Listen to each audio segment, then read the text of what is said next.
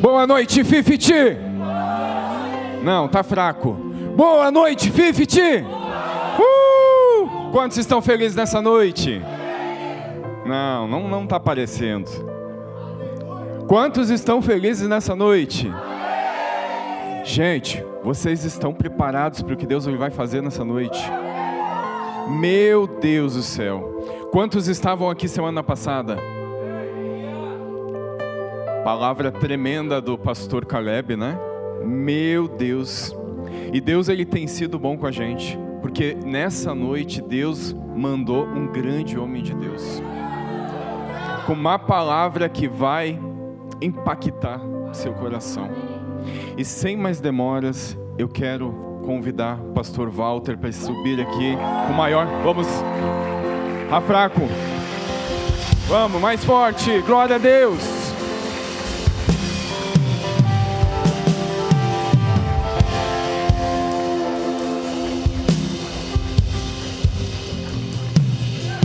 Pastor Walter, grande homem de Deus, um dos pastores da cobertura do nosso apóstolo Pedro Medina, lá de Itaquaratinga, né, pastor? Taquaritinga, eita glória, eu não ia errar e não trava a língua. Fala 3 vezes a passada do Espírito Santo. Meu Deus do céu, veio aqui diretamente de lá para nos trazer uma palavra abençoada. O pastor veio debaixo da bênção do nosso apóstolo. Então, antes de entregar a palavra para o Senhor, vou perguntar para você: você já cumprimentou alguém que está do seu lado? Diga assim para essa pessoa: você está preparado? Uau! Se eu fosse você, eu gerava expectativa para o que Deus ele vai fazer nessa noite. Glória a Deus! Aleluia! Vamos orar pelo pastor. Vou pedir para vocês estenderem as suas mãos para a vida do pastor Walter. Pai, em nome de Jesus, nós te agradecemos, Pai, pela vida do teu filho, Senhor. Nós honramos, Pai, a vida do pastor Walter, aquilo que ele carrega, Senhor. E nós ansiamos, Pai, por aquilo que ele hoje preparou para os nossos corações, Senhor. Pai, ele tem toda a autoridade para fluir nessa noite, debaixo da bênção e da autoridade do nosso apóstolo Pedro, Senhor. Que ele venha fluir, Senhor, na unção, na autoridade, no espírito de profecia, de sabedoria, Senhor. Que o Senhor use, Senhor, o teu filho, Senhor, e que ele deixe tudo aquilo que ele trouxe, Pai. Nós cremos que hoje tem jovens aqui, Senhor, que precisam da palavra que o teu filho vai ministrar nessa noite, Senhor. Nós abençoamos a vida dele, Senhor, nós honramos a vida dele, Pai, em nome de Jesus. Vamos dar mais uma salva de palmas. Pastor, deixa Deus te usar.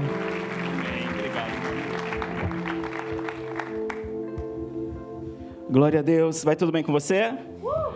Aleluia. Pode se sentar.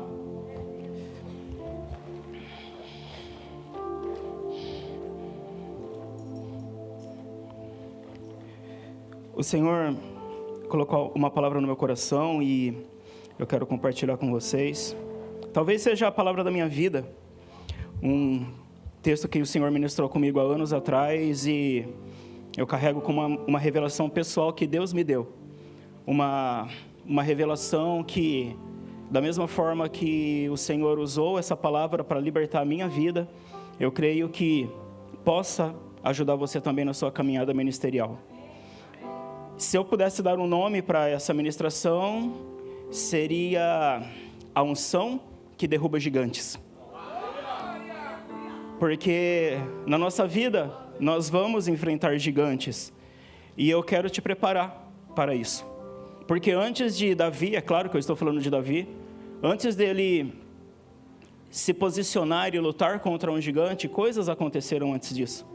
Então eu quero te mostrar na palavra de Deus essa revelação, para que quando os gigantes aparecerem na sua vida, você tenha armadura, você tenha armas e você tenha estratégia para derrubar esses gigantes.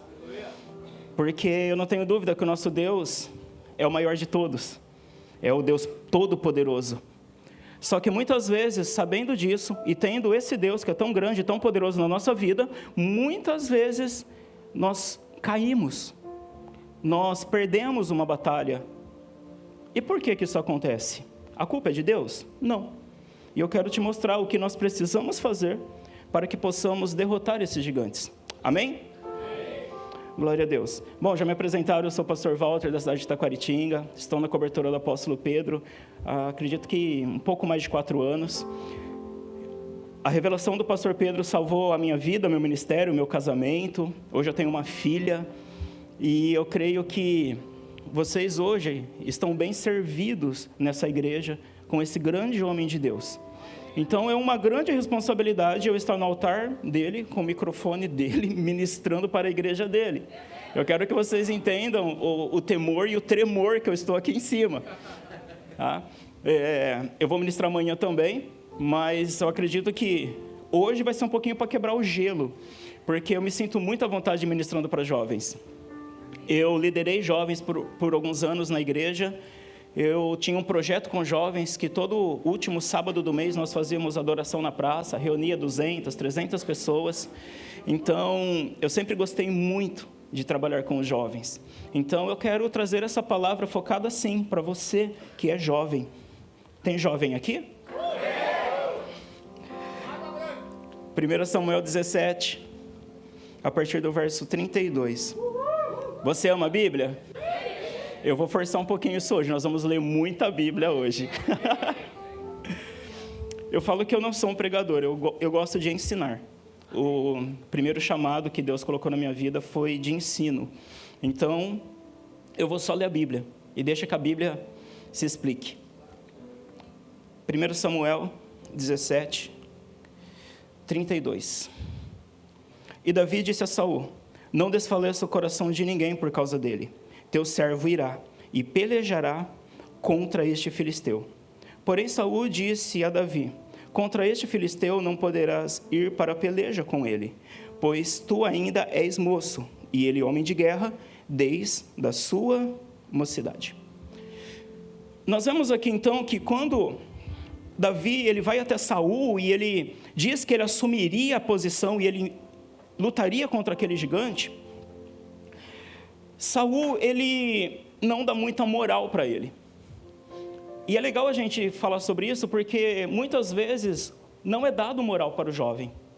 Jovens que têm sonhos, projetos, que têm coisas grandes que Deus depositou neles, mas não há resultado ainda.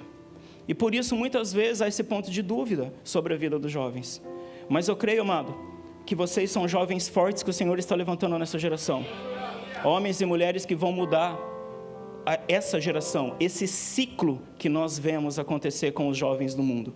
Então eu quero falar um pouquinho quem era Davi, porque Saul não sabia quem era Davi. 1 Samuel 16, o verso 1, conta um pouquinho sobre como tudo começou. 1 Samuel 16, 1. Então disse o Senhor a Samuel: até quando terás dó de Saul, havendo eu rejeitado para que não reine sobre Israel? Enche um chifre de azeite, vírgula. O que é que você lê no texto? Enche um chifre de azeite, vírgula, e vem. Olha que interessante. Deus não falou vai, Deus falou vem. Porque quando Deus estava falando com Samuel, você sabe que ele estava chamando Samuel para ir até a casa de Jessé, até a casa de Davi para ungí-lo. Só que Deus não estava lá com Samuel. Deus estava onde? Com Davi. Eu quero que você entenda isso, amado. O Senhor, Ele está com você. Às vezes você está caminhando sozinho, você está procurando desesperadamente por aprovação, por alguém gostar de você, curtidas, likes, seguidores, mas Deus já está com você. Existe algo poderoso nisso. E aí o Senhor diz para ele: vem, vem. Vamos continuar lendo. Enviar-te-ei a Jessé, o belemita, porque dentre os seus filhos me tenho provido de um rei. Olha que interessante, o nome de Davi não é citado em nenhum momento, mas o Senhor diz que é para Samuel ir até a casa de Jessé. Você que já conhece a história, você que lê muito a Bíblia, sabe. Quem que era Jessé? Pai de Davi. Olha que interessante, Deus não manda o profeta na casa de Davi, Deus manda o profeta na casa do pai de Davi. Por quê? Porque o nosso destino profético está ligado com a casa do nosso pai.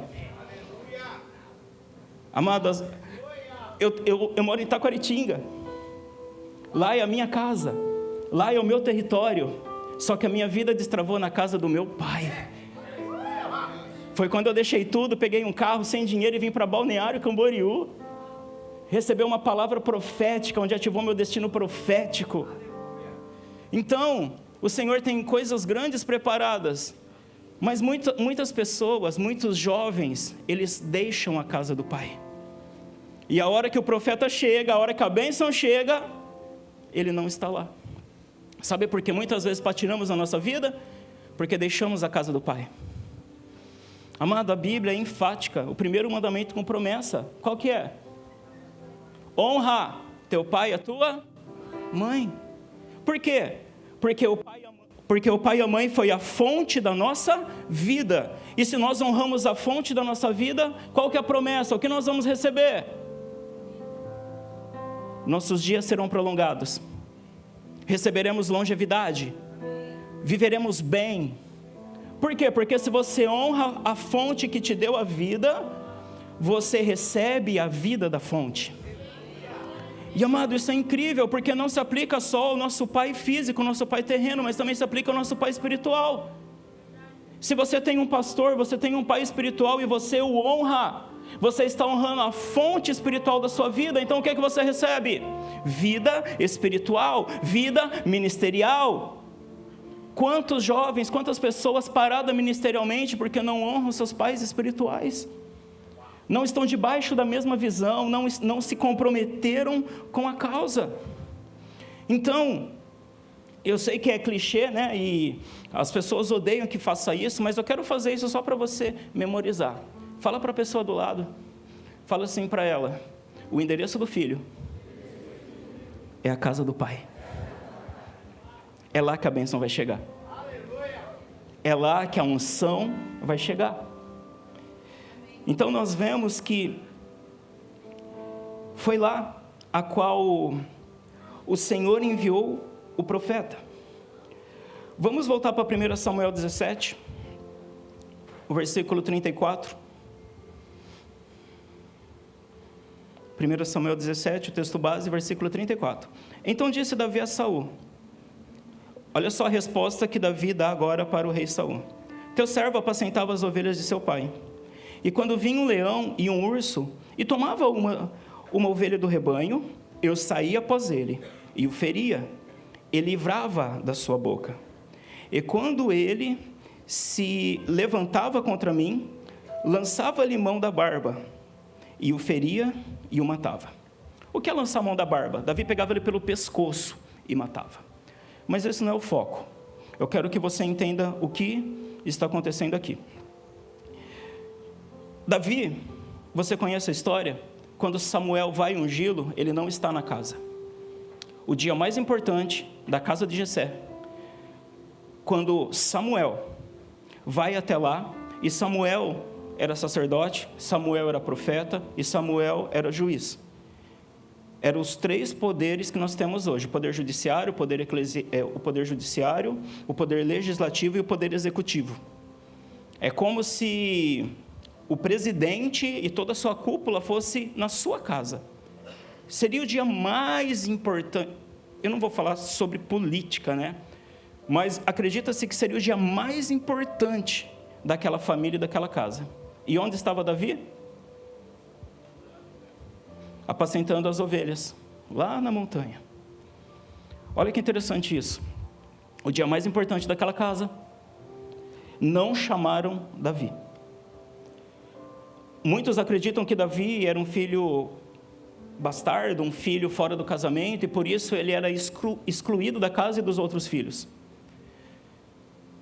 E amado, isso aqui nos diz muito, porque muitas vezes nós lutamos pela aprovação dos nossos pais.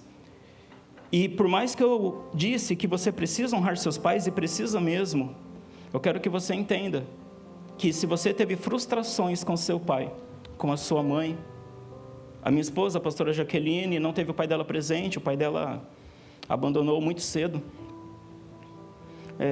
As pessoas perguntam, e o seu pai? E às vezes eu brinco com ela, ela fica nervosa comigo, eu falo assim, não, ele era mágico, meu sogro era mágico. Por quê? Sumiu e nunca mais apareceu. E ela já foi curada disso. Mas às vezes nós buscamos muito a aprovação dos nossos pais. E amado, independente disso, você tem um Deus que é seu pai acima de tudo. Enquanto Jessé esqueceu de Davi, o Senhor não se esqueceu dele. E olha que interessante, ele estava lá no campo. E muitas vezes ele matava urso, matava leão para proteger as ovelhas, que como disse o seu irmão em outro texto, aquelas ovelhinhas que o pai nem dava tanto valor, mas ele estava obedecendo o pai e estava correndo risco de vida para cumprir aquilo. Então mesmo ele não sendo aceito pelo pai, ele honrava o pai. Mesmo ele não tendo o pai com carinho e afeto perto dele, ele estava lá obedecendo a custo da sua própria vida se fosse necessário. Olha que interessante isso. Por que eu falo isso? Porque muitos jovens usam a paternidade, a falta dela, a rejeição, para não exercer o chamado que Deus tem na vida dele. Seu pai pode ter se esquecido de você, pode ter te abandonado, pode ter acontecido isso com a sua mãe. E aí você fala assim, pastor, mas são traumas que eu carrego da minha infância. Ou, pastor, a minha mãe, meu pai tentou me abortar quando eu ainda estava sendo gerado, são traumas que eu carrego desde o ventre da minha mãe. E nós precisamos voltar para a origem para cuidar de tudo isso. Só que se você for realmente voltar para a origem, Efésios fala que você foi eleito nele antes da fundação do mundo. Antes de qualquer trauma dentro do ventre da sua mãe, você era de Deus, puro, santo. Antes de qualquer trauma com seus pais na sua infância, você já era de Deus. Então é para esse Gênesis, é para esse começo que nós precisamos voltar para a nossa origem.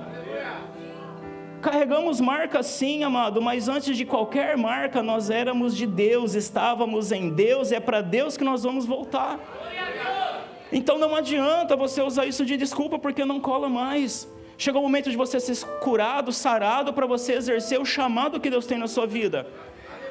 Ai, mas o meu pai, mas a minha mãe, você precisa honrá-los, você precisa obedecê-los, e você precisa entender que acima deles tem um pai que te ama, um Deus que não falha. Porque hoje o mundo faz de tudo para destruir a imagem de pai. Por quê? Porque a imagem de pai seria a nossa primeira referência do que é Deus na nossa vida. E quando nós temos essa imagem distorcida, nós não honramos os nossos pais e tudo vai mal na nossa vida. Então se conserte com seus pais e saiba que Deus está cuidando de você. Porque mesmo quando o profeta estava na casa de Jessé, Davi não estava lá, passou todos os irmãos dele. E aí o profeta fala, mas não tem mais nenhum filho? Ele fala, nem lembrava. Tem um que está lá atrás, cuidando das ovelhas. O profeta fala, então ninguém se assenta na mesa, até que ele chegue.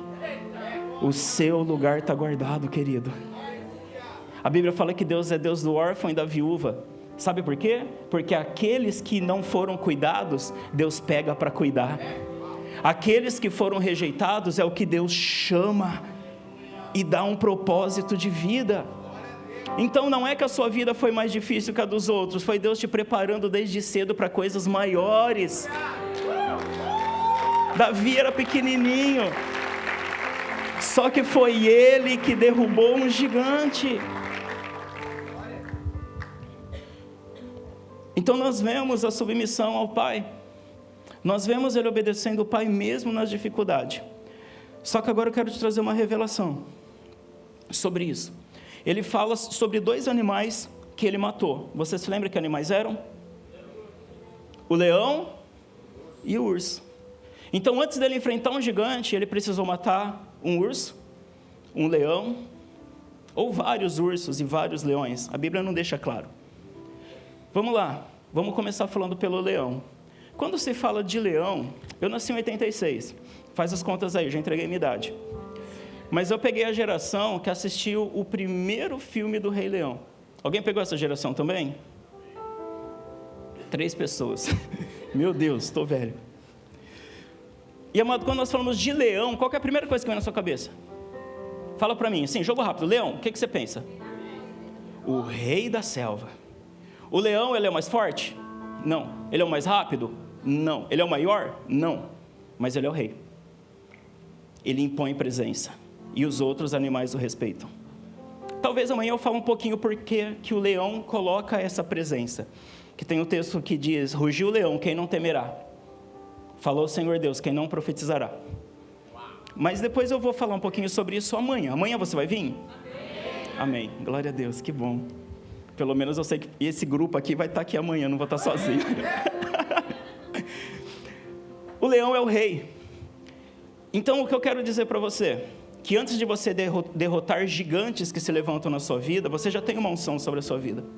Antes de você derrubar esses gigantes da sua vida, você precisa derrotar os leões que se levantam contra você. O que são leões, pastor? São reis dentro da nossa vida, dentro do nosso coração. Adoramos aqui sobre Jesus, o Rei da Glória, Jesus, o leão da tribo de Judá, Jesus o Rei, e Ele é. Só que muitas vezes o seu coração é dividido com outros reis, reis que governam na sua vida, reis que dão ordem na sua vida. E eu quero ser um pouco mais didático e trazer para a sua realidade.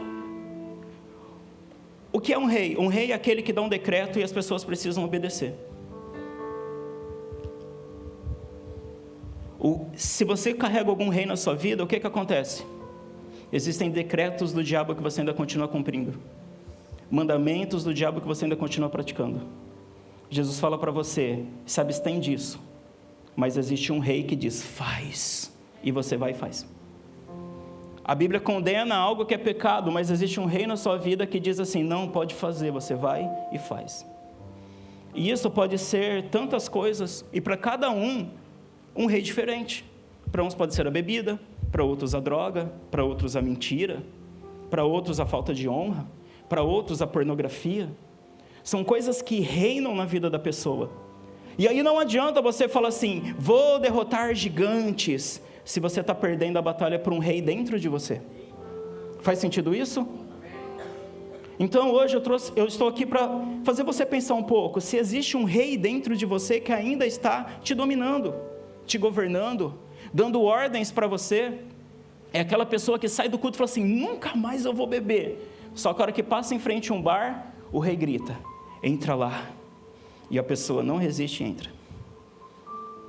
Você sai daqui e fala assim, agora eu vou ser santo, eu vou pegar firme.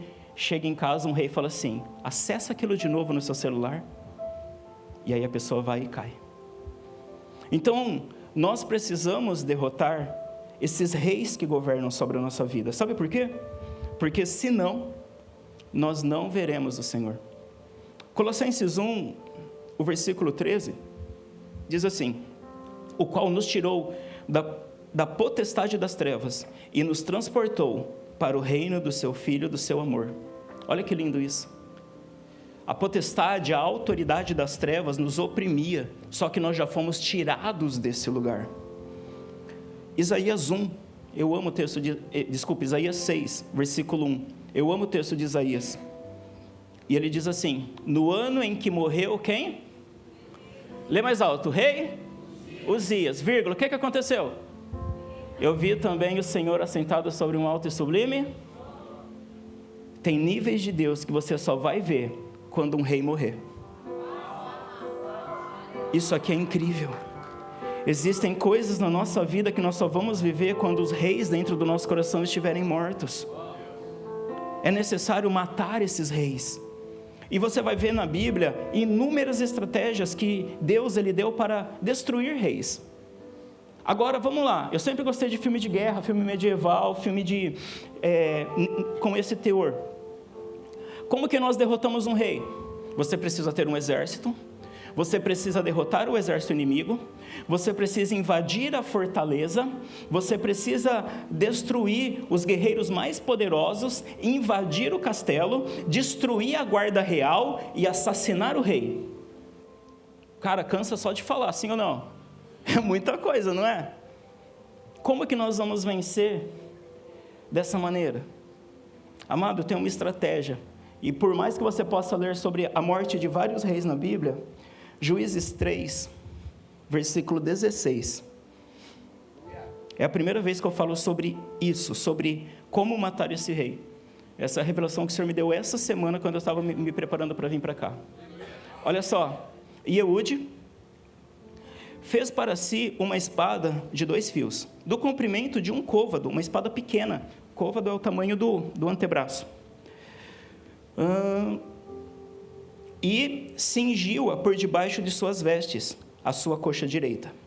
Versículo 20. E Eude entrou numa sala de verão que o rei tinha só para si, onde estava sentado, e disse: tenho para dizer-te uma palavra de Deus. E levantou-se da cadeira. Então Eude estendeu a sua mão esquerda e tirou a espada de sobre a sua coxa direita e lhe cravou no ventre. Eude usou uma estratégia que ninguém nunca tinha usado. Ele não foi com uma arma grande para derrotar o exército inteiro e matar o rei. Ele foi com uma espada pequena, escondida. Se você lê Efésios, quando fala sobre armaduras espirituais, a espada é o quê? Alguém sabe? A espada do Espírito, que é a palavra de Deus.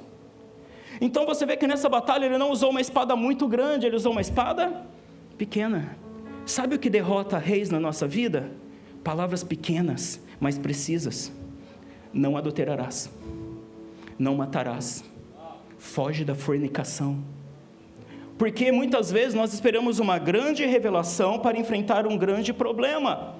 Mas, amados, são palavras pequenas que nós guardamos no nosso coração, que nós podemos usar para matar esses reis.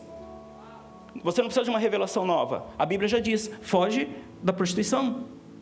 Você não precisa de algo extraordinário, uma revelação magnífica, uma espada grande. Não, você precisa de uma espada pequena.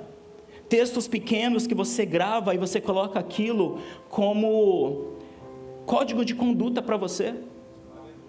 Você começa a praticar coisas pequenas. Não matarás, não adulterarás, não roubarás, não dirá falso testemunho. Textos pequenos, uma palavra pequena, mas se você esconde ela no seu coração, você derruba reis grandes na sua vida. Então, guarde essas palavras. Pega um texto que faz sentido para derrotar esse rei que você esconde, que está em oculto, e recite essa palavra todo dia, no seu devocional, de manhã, de tarde, de noite.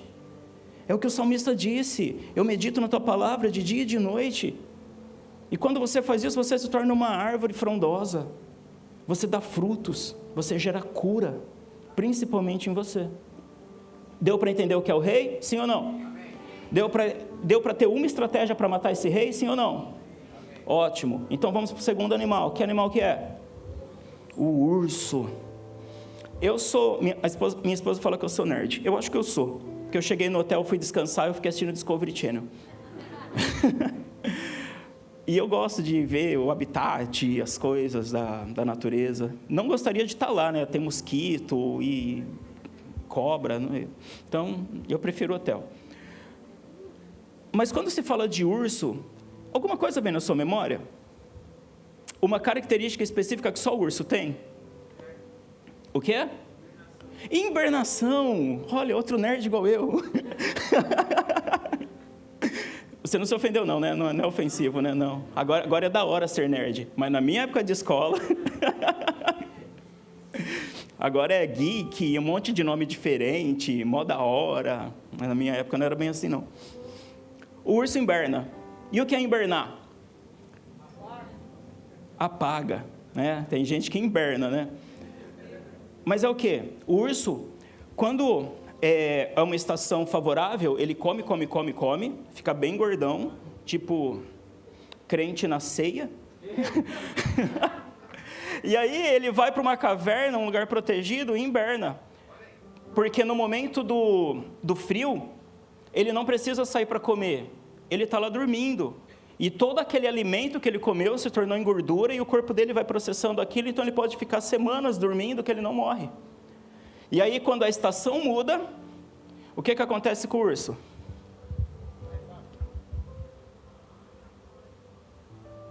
Acorda.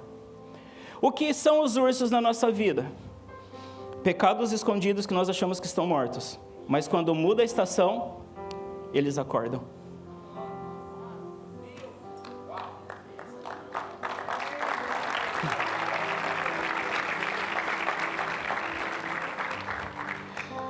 Como assim, pastor? Está tudo ok. Você está firme, você está na igreja.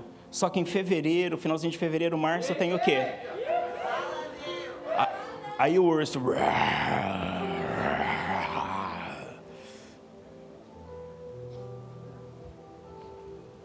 Tá tudo bem, tá tudo certo, você tá firme na igreja.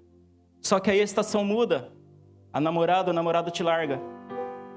Aí o urso acorda, não quero saber de mais nada, quero mais saber de igreja. Então nós vamos lidar com ursos na nossa vida, que nós achamos que são pecados vencidos, mas que ainda está dormindo, está escondido, só está esperando mudar a estação. E para cada pessoa pode ser algo diferente, por quê?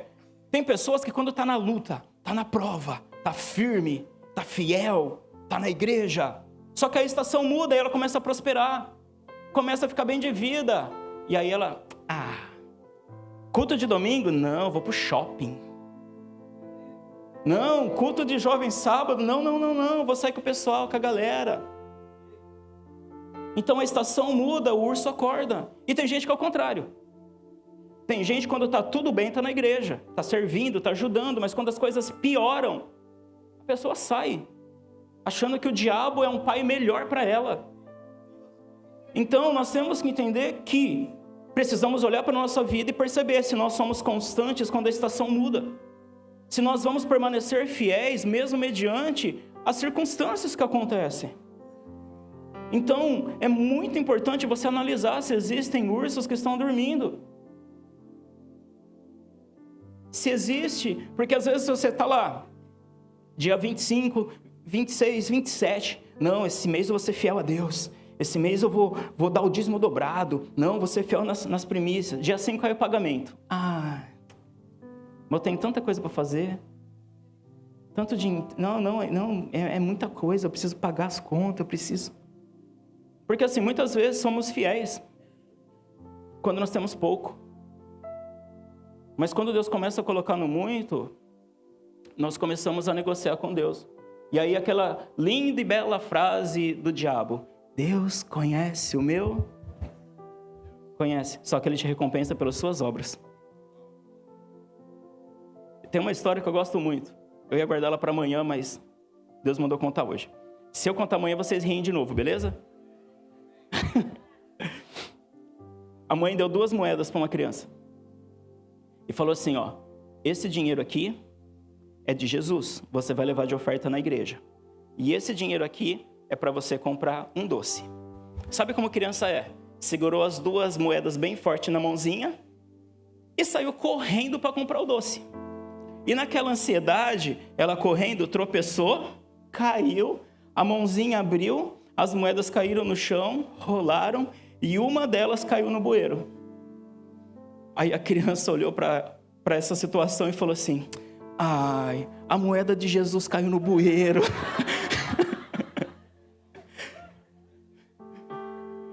A gente ri, mas às vezes é o que você faz com o seu dízimo. É o de Jesus que eu vou ter que gastar na farmácia. É o de Jesus que eu vou usar para pagar o conserto do carro. É o de Jesus que eu vou comprar o presente da namorada, porque é o dia dos namorados.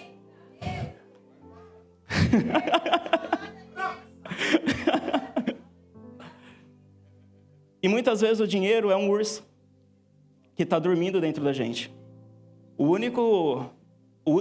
A única coisa que Jesus chama de Senhor, dizendo que você não pode servir a Deus e a mamon. Então, muitas vezes, o urso é um senhor, o dinheiro é um senhor na vida da pessoa. E, amado, se nós não vencermos o urso e o leão, não espere que você vai derrubar gigantes. É necessário vencer esses problemas internos. Vencer esses problemas que diz respeito a você e ao seu chamado. Para depois você querer enfrentar os problemas da nação, da cidade. Então Deus quer tratar isso dentro de você primeiro. Eu não vou ler os textos porque é um pouquinho grande, mas eu quero te dar uma estratégia para vencer o urso. Você pode esperar o urso acordar e lutar com ele. Só que isso é complicado, porque um texto que fala sobre urso na Bíblia, você se lembra o que aconteceu com o profeta 2 Reis 2? Profeta Eliseu. estava subindo e umas crianças saíram e começaram a tirar sarro dele, chamando ele de calvo, de careca. E tem muitas revelações para isso, mas eu não vou me atentar a nenhuma delas, eu vou focar no urso. A Bíblia fala que o profeta amaldiçoou aquelas crianças. Uns falam que não eram crianças, outros falam que queriam matá-lo, mas eu não vou entrar nesse mérito. Só que quando faz isso, a Bíblia fala que 2 ursos saem da mata, da floresta, e atacam aquelas crianças e matam elas. Falando sobre urso, que nós precisamos matar. Você pode esperar o urso acordar e lutar contra ele. Só que o que eu aprendo com esse texto? Se você for uma criança na fé, ele te mata. Tem lutas que nós não vamos conseguir lutar sozinhos. E se o urso acordou, não faça a besteira de lutar sozinho. Chama o seu pastor. Chama o seu líder. Chama a pessoa que está perto de você. Falou assim, olha, eu liguei a TV, começou a tocar música de carnaval, meu corpo ficou esquisito. Põe a mão na minha cabeça aqui que o negócio não está legal. A hora que eu passo no bar e eu escuto tocar um pagode, meu pé mexe sozinho. O urso começou a acordar. Então pede ajuda. Se você é criança na fé, isso não é feio. O problema não é ser criança, o problema é não crescer. E eu vou falar disso amanhã. Mas, pede ajuda. Pastor, e o que eu faço então? Se você ler na Bíblia, Juízes 4, a partir do verso 18, conta a história, fala da história no geral de Débora. Mas dentro da história de Débora tem uma pessoa que se destaca, uma mulher que chama Jael. Você conhece essa história? Sísera, um homem que estava fugindo de Débora, de Baraque, vai até a casa de Jael e pede para se esconder lá. E aí ela o recebe, mas já com um plano em mente. Ele pede água, ela dá leite para ele. E aí ele pega e deita. E deita para dormir. Sabe o que Jael faz? Pega uma estaca, vai até onde ele está deitado e com um martelo crava a estaca na cabeça de Sísera e mata ele. É uma história muito feia e muito forte. Mas talvez isso te choque e guarde isso. Então, foi um inimigo que foi derrotado enquanto ele dormia. Dá para matar o urso enquanto ele está dormindo? Dá. Qual foi a arma que Jael usou? Uma estaca. Se você vai para Isaías 54, verso 2 e 3, fala sobre estaca. Eu não vou ler, mas você pode estar aí na tela, você pode anotar. Nesse texto fala que Deus tem uma bênção de crescimento. Acho que eu vou precisar ler. Olha só. Amplia o lugar da tua tenda e estende-se as cortinas da tua habitação. Não impeças, alonga as tuas cordas e fixa bem as tuas estacas. Olha que interessante. As estacas é usada para quê? Expansão da tenda. Para aumentar o lugar da habitação. Quem está vivendo um momento de expansão junto com a igreja? Isso te dá estacas para você derrotar o urso. Se você está lutando para crescimento de igreja, para ampliar o seu GC, se você está lutando para aumentar o culto de jovens, o ministério que você faz parte, você está com estacas na mão. E Deus não vai deixar você cair com o urso. Porque se você está ocupado com a obra, você não tem tempo de pecar. Se você está preocupado com ganhar almas e o crescimento da igreja, o urso não vai te derrotar. Então segura a sua estaca na mão e fala: pastor, pode contar comigo. Nando, Tuto, pode contar comigo. Porque você não vai ter tempo de pecar. Olha para Davi. Davi, no futuro, quando ele estava no castelo, ele esqueceu dessas coisas. Na época que os reis iam para a guerra, Davi ficou no palácio. Ele não estava guerreando, ele não estava lutando para expandir o território. E foi aí que ele caiu. Então você precisa estar envolvido com a obra. Você precisa estar lutando para o crescimento da obra. Porque assim, se tiver algum urso aí dormindo, vai morrer. O carnaval, você não vai estar nem aí, porque você vai estar preocupado com o retiro de carnaval. Você não vai estar aí para as baladas, para festas, que você está envolvido com o CIES, você está envolvido com a cruzada. É esse tipo de estratégia que você precisa ter. 1 Samuel 17, 36. Vamos continuar lendo o texto. Assim feriu teu servo leão como urso. Assim será este incircunciso filisteu como um deles, porquanto afrontou os exércitos do Deus vivo. Disse mais Davi: o Senhor me livrou da garra do leão e da garra do urso. Ele me livrará da mão desse filisteu. Então disse Saul a Davi: vai, e o Senhor seja contigo. Olha que incrível isso. Ele deu o currículo dele. Você acha que eu sou um menino? Você acha que eu não vou conseguir derrotar? Mas eu já venci o leão e o urso. Amado, você precisa ter história. Você precisa mostrar para os seus líderes que você já venceu coisas. Para quê? Para que haja uma confiança em você, para ser delegado a autoridade para você. Seus líderes não vão fazer tudo sozinho, vai precisar levantar mais pessoas para ajudar. Mais pessoas para ter uma posição de autoridade, para ajudar eles a derrotar os gigantes dessa cidade. Só que como você vai derrubar um gigante se você não consegue vencer nem as coisas dentro de você? Nem seus pecados escondidos. Então, Davi passou por isso. Vamos para o versículo 38. E Saul vestiu a Davi de suas vestes, e pôs-lhe sobre a cabeça um capacete de bronze, e o vestiu de uma couraça. Vamos entender aqui. Falando de novo em Efésios, o capacete é o quê?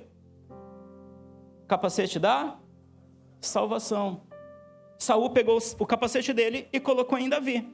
E funcionou? Você sabe que não. Por quê? Salvação é individual. Você não pode contar com a salvação das outras pessoas para você ser salvo. Ai, mas o meu pai é obreiro. Ai, o meu pai é pastor.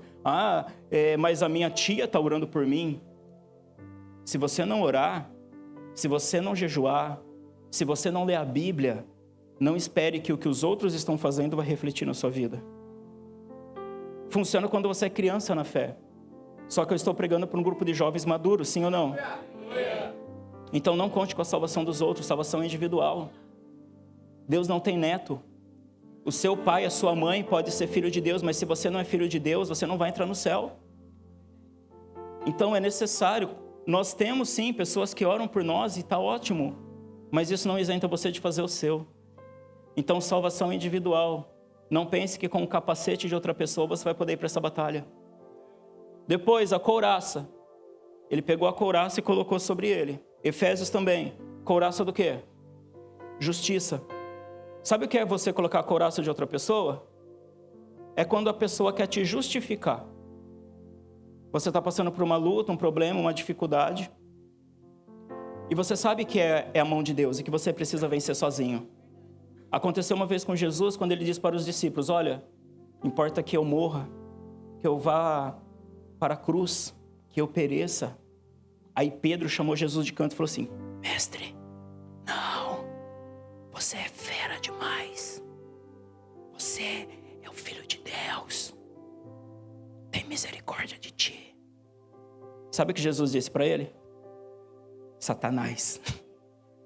Autocomiseração é um discurso de Satanás. E às vezes nós esperamos pessoas que vêm até nós e falam assim: ai, tadinho de você. Você vai tanto na igreja, não precisa ir tanto. Você está errado. Você está no pecado. As coisas estão dando mal porque Deus quer te corrigir. E você espera alguém dar um tapinha nas suas costas e falar: vai dar tudo certo. Jesus é contigo. Profeta de Satanás. Sabe por quê? Porque, amado, o sofrer faz parte da caminhada cristã. Não espere que vai ser um mar de rosas o tempo todo. Não, você vai passar por lutas, por provas e está tudo bem, porque isso vai te deixar forte. Você não está brincando de ser crente. Você vai passar por coisas que vão ser desconfortáveis, vão ser dolorosas, mas vai fazer parte da sua edificação. Eu era ministro de louvor em outro ministério. Eu trabalhava das 8 às 8 em uma farmácia e no culto da manhã, o culto começava às 8. Nós tínhamos que chegar 1 hora antes. Quando tinha consagração, o culto começava às 6, nós tínhamos que chegar às 5 da manhã. E está tudo bem. Eu morava com a minha avó, meus pais já eram pastores, já tinha denominação própria, eu ainda fiquei 2 anos servindo na igreja que eu estava. E minha avó é vó. Vó sempre vai proteger os netos. E aí, eu tinha que acordar 4 horas para mim poder chegar às 5 na igreja. O celular tocava, despertava.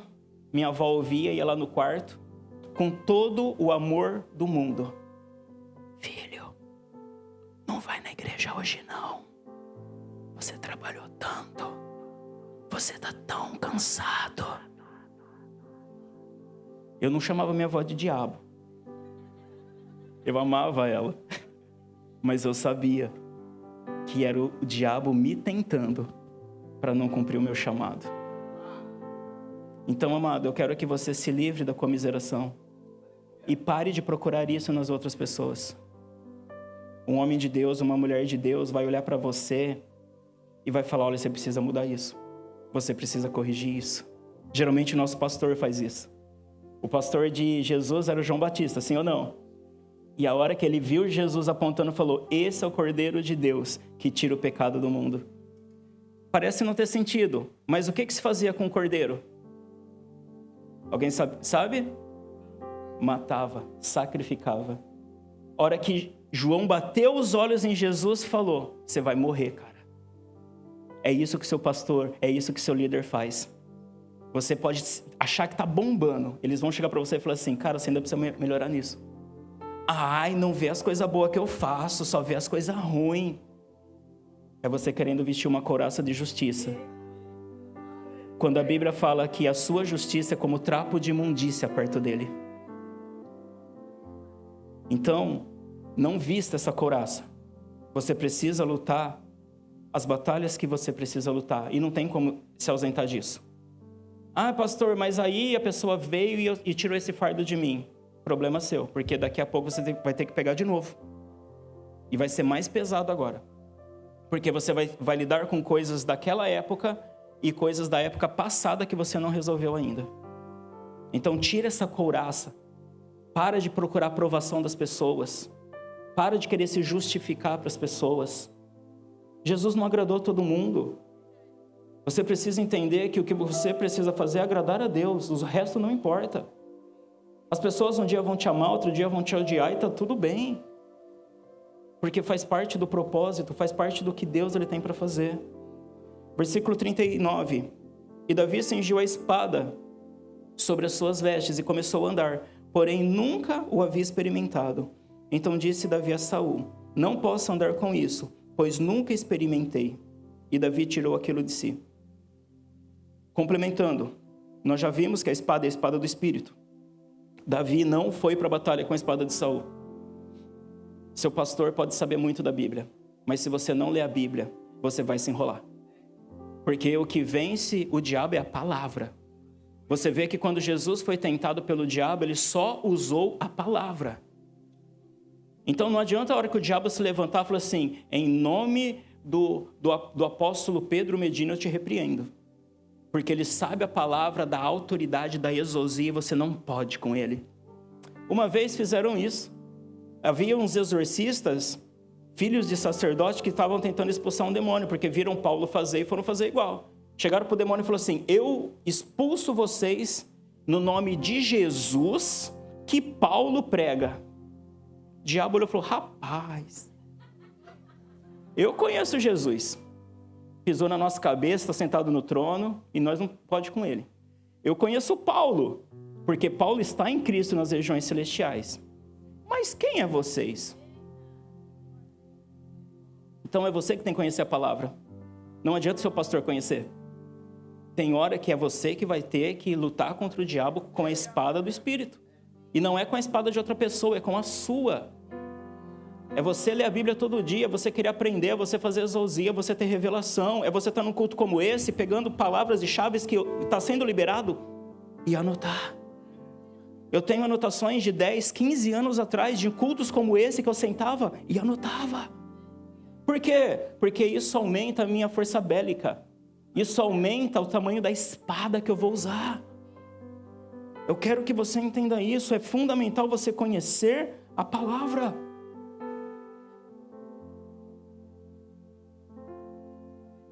E aí aqueles homens, quando falaram isso, o diabo falou, não, eu conheço Paulo, eu conheço Jesus, mas vocês quem são?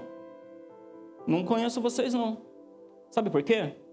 No mundo espiritual nós temos vestes espirituais. Você tem consciência disso? Já pegou a aula do apóstolo, a aula da exousia? Nós temos vestes espirituais. E conforme vai aumentando, conforme você vai vencendo batalhas, conforme você vai recebendo unção, conforme você vai se desenvolvendo no mundo espiritual, as suas vestes mudam. É como farda, é como divisões que aparecem no seu braço espiritualmente.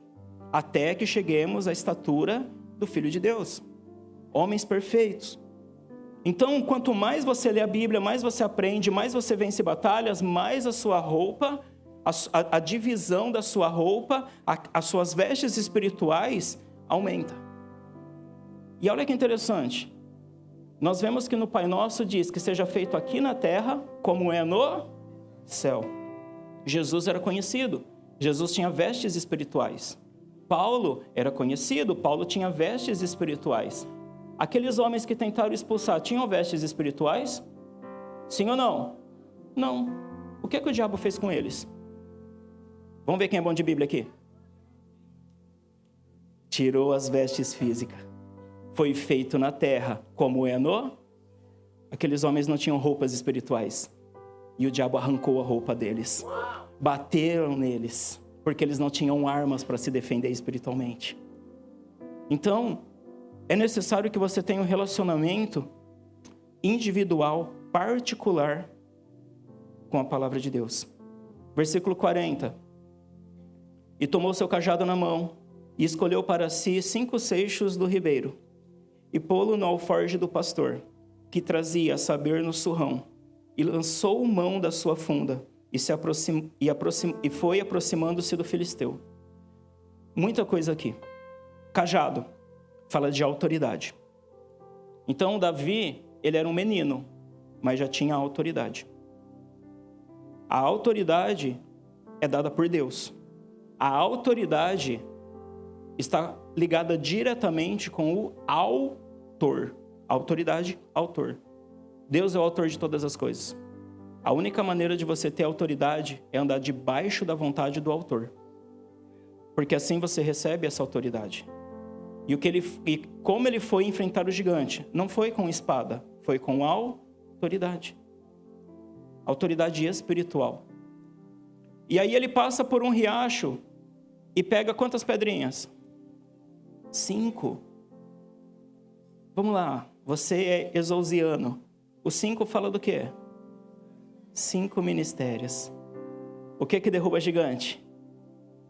Você está debaixo dos 5 ministérios. Como assim, pastor? A Bíblia fala que somos pedras. Só que as pedras do rio é diferente da pedra da estrada. Por quê? As pedras do rio, elas têm um formato diferente.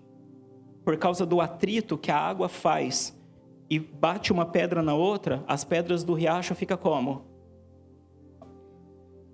Elas ficam arredondadas. Já percebeu isso? Você já viu isso? Sim ou não? Eu preciso que você entenda o que eu estou falando. Por que essas 5 pedras do riacho, elas são arredondadas? Porque bateram uma na outra. E sabe o que a Bíblia diz? Eu vou pedir para colocar o texto na tela, só para você entender. Provérbios 27, 17. Olha o que diz. Primeiro, as pedras estavam no riacho. A Bíblia por várias vezes compara a palavra de Deus com água, sim ou não? Então, quando você está na igreja, onde flui a palavra, existem pedras. Agora, olha só. Provérbios 27, 17. Olha o que diz. Por que essas pedras elas eram arredondadas? Porque batia uma na outra. E isso significa o quê? Versículo 17. Como o ferro com ferro se aguça, assim o homem afia o rosto do seu amigo. Alguém aqui trabalha com enxada? Como que se afia uma enxada? Geralmente, usa uma lima que é feita de ferro para afiar o ferro. Então, ferro com ferro se afia. Por que eu estou dizendo isso? Porque é no atrito que nós somos afiados. O que isso quer dizer? Se nós estamos na igreja, que é esse rio de águas vivas fluindo, tanto do rio do Espírito como o rio da palavra, amado, nós vamos bater um no outro. Só que o que acontece? Esse atrito não é para que ninguém se perca, mas para que você esteja mais afiado. Aqui diz que afia o rosto do seu amigo. Quando fala de rosto, fala de caráter. Sabe como o seu caráter vai ser tratado? Nos conflitos dentro da igreja com seus irmãos. Quando alguém se levanta contra você, quando você é mal interpretado, quando acontece algo que te fere, que te machuca, não é para a sua morte, é Deus querendo te afiar.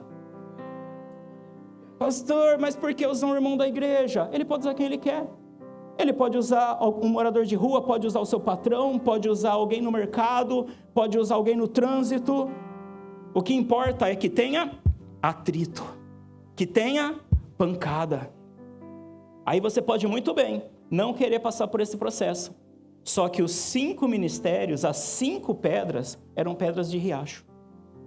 Quem tem chamado ministerial vai sofrer mais pancada do que os outros. Precisa ser uma pedra lisa, uma pedra polida para aquilo que Deus vai fazer. Pedra bicuda, pedra quadrada, não encaixa muito bem uma na outra. Agora a pedra lisa, aonde você colocar, ela encaixa. É o que Deus está fazendo, só que tem pessoas que querem fugir desse processo. Se você tem um chamado ministerial, se prepara para tomar pancada. Não fiz nada de errado, mas só de você não se ajoelhar para a estátua do rei, você vai para a fornalha. E aí você fala assim, tem que ir para a fornalha 7 vezes mais aquecido. Fala assim, comigo é tudo mais difícil. Sim, porque o seu chamado é diferenciado. Pastor, eu tomo muita pancada. Sua pancada é relativo com o seu chamado. Você vai receber pancada porque isso está afiando o seu caráter. Só que o que as pessoas fazem? A igreja é tudo igual, é tudo problema, é tudo difícil, e eu não aguento mais, e eu vou sair da igreja, e vou ficar sozinho na minha casa. Provérbios 18, versículo 1. Essa aqui vai doer um pouco, tá?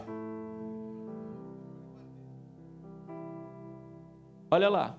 Busca satisfazer seu próprio desejo, aquele que se insurge contra toda... Qual que é o oposto de sabedoria? Alguém sabe? Fala uma palavra aí. Tolo. Que mais? Idiota. Que mais?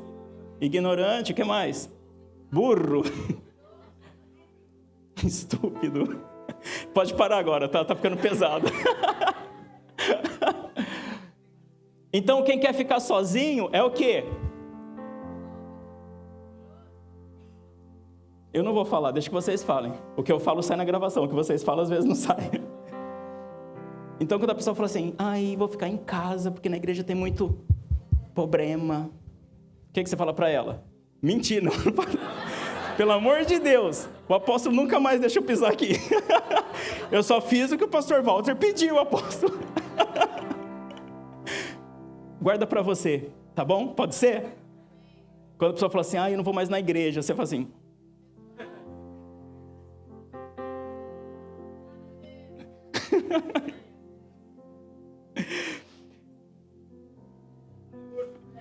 Aí o urso pega, o urso acorda. Então, 5 pedrinhas. Agora eu estou falando para quem tem ministério, tá? Essas 5 pedrinhas ele pôs onde? No bolso. No bolso de quem? Eu precisava... Vou ler de novo, só para vocês. No bolso do pastor, meu Deus. Por quê? Porque não importa se você é apóstolo, profeta, evangelista, pastor ou mestre, você precisa ter pastor. Os 5 ministérios precisam ser pastoreados como todas as outras pessoas. E às vezes a pessoa é o profeta do monte. É o evangelista das ruas que nem entra na igreja, só fica na rua.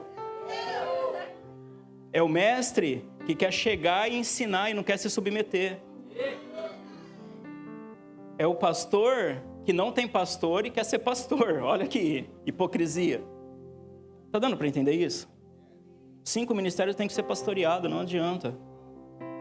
Eu venho de uma época, quando eu fui ungido pastor, muitos pastores estavam tirando a sua própria vida.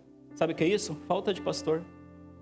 Uma vez Jesus vai para o deserto, a multidão acompanha ele, a Bíblia diz assim: e Jesus se moveu de íntima compaixão, porque eram como ovelhas que não têm pastor. Se você não tem pastor, você sofre. Então, até os 5 ministérios precisam ser pastoreados. E aí, Davi pega essas pedras e vai enfrentar o gigante. 1 Samuel 17, 41. E o filisteu vinha se aproximando de Davi. E o que lhe levava o escudo ia diante dele. Olha que loucura. O gigante ia na frente, só que tinha um homem na frente dele levando um escudo. O que é isso? São pessoas que servem ao diabo e levanta um escudo, levanta uma bandeira, levanta aquilo que eles acreditam que é certo. Quantas pessoas hoje levantando tantas ideologias e crendo nelas e postando, publicando, mostrando isso. Agora Davi estava em nome do Senhor, sim ou não? Quantas pessoas estavam na frente dele, levantando o escudo para ele? Nenhuma. A Bíblia fala que os filhos das trevas são mais ágeis que os filhos da luz. Aqui nós temos um pastor que é um Davi, levantando uma bandeira, indo para a batalha. Agora cabe a cada um de nós levantar o escudo para o nosso pastor, porque ele tem gigantes para derrotar. E muitas vezes nós não confiamos e acreditamos no chamado pastoral dos nossos pastores, dos nossos líderes. Então, amado, você precisa estar na frente deles com o escudo. Quando falarem mal da sua igreja, do seu pastor, do seu líder, levanta o seu escudo e fala assim: não, eles não são assim. Você ouviu errado, esse daí não é meu pastor. Não, você pensa isso, mas você está pensando errado. A situação é desse jeito. Porque o inimigo tem pessoas que fazem isso para ele. E muitas vezes, homens de Deus não têm filhos que fazem isso. Então começa hoje a ser um escudeiro do seu pastor, ser um escudeiro dos seus líderes, desses casais que estão aqui sacrificando a vida deles por vocês. Versículo 42. E olhando o filisteu e vendo Davi, o apressou, o desprezou, porquanto era moço, ruivo e de gentil aspecto. Disse, pois, o filisteu a Davi: sou eu algum cão para vires a mim com paus? E o filisteu, pelos seus deuses, fez o quê? Amaldiçoou Davi. O que aconteceu aqui? Primeiro que ele esnobou aquele jovem. Só que Davi não caiu na guerra da ofensa. O problema é que nós queremos nos justificar e nós não aceitamos que as pessoas nos ofendam. Amado, a ofensa é algo que você precisa tratar. E se você não tratar, Deus vai levantar o outro para te ofender. E se você não ser tratado, vai levantar o outro para se ofender. Até quando, pastor? Até quando você não se ofender mais.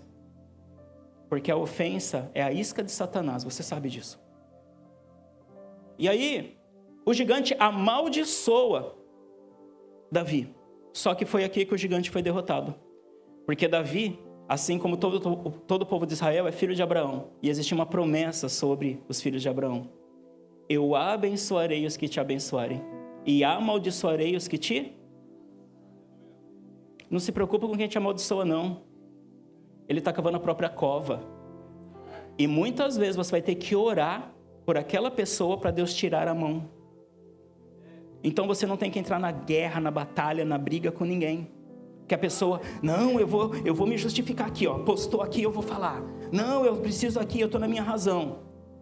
A sua guerra não é contra carne e sangue. Sai das redes sociais e vai para as regiões celestiais. É aqui que você precisa batalhar. Glória a Deus.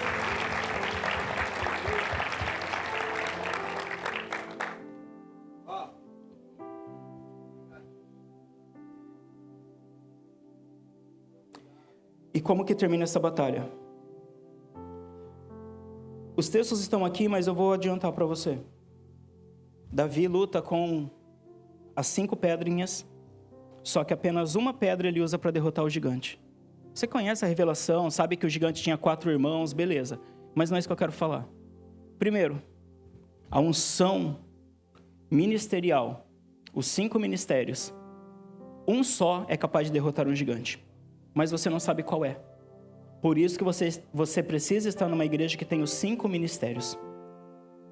Às vezes vai ser um gigante derrotado pelo profeta, pelo evangelista. Eu não tenho tempo para entrar nesses detalhes.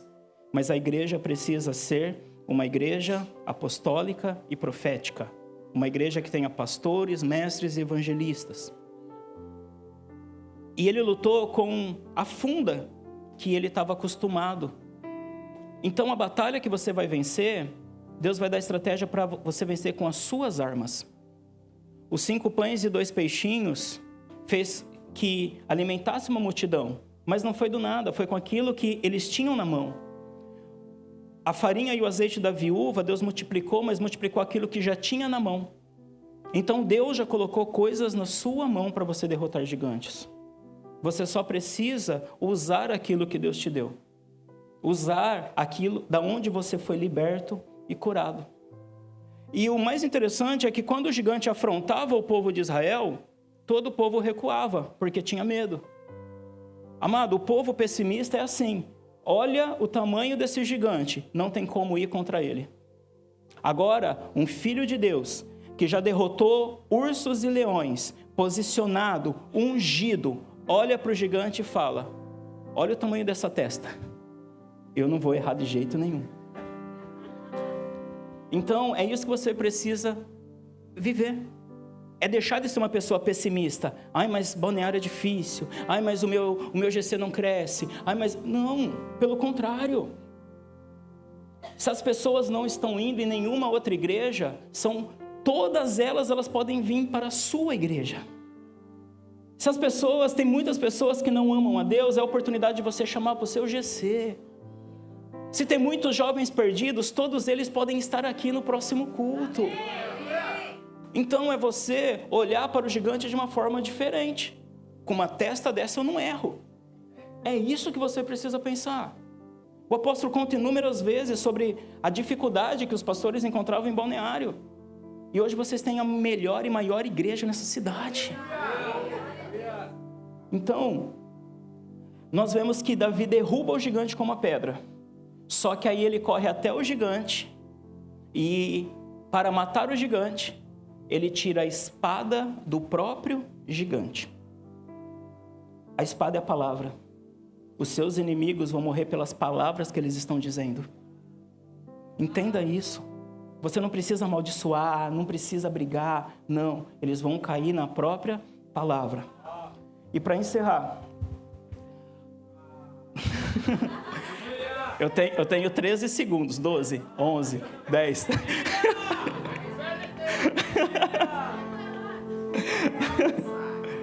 Um dia a gente vai estar na eternidade e não vai ter relógio. Amém? Amém.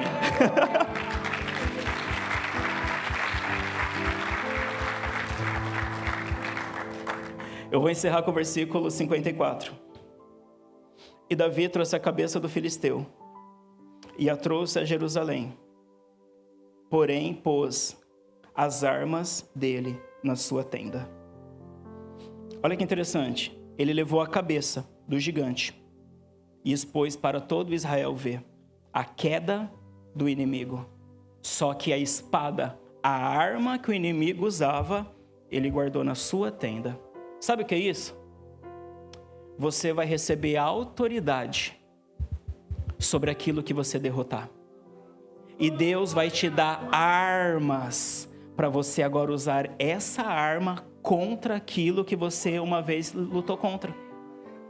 Você que tinha problemas com dinheiro, Deus vai te prosperar e vai te dar armas para você ensinar outros.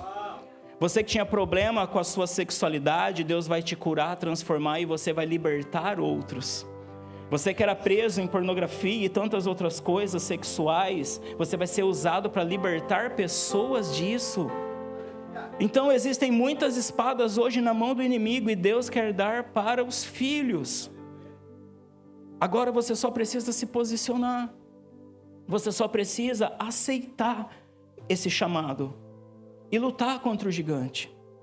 Então hoje eu vim te preparar para que você esteja pronto. Não com a armadura de Saul, mas com a sua armadura. E para isso, você precisa ter derrotado o urso e o leão. Eu posso orar? Se coloque de pé, se o louvor puder me acompanhar.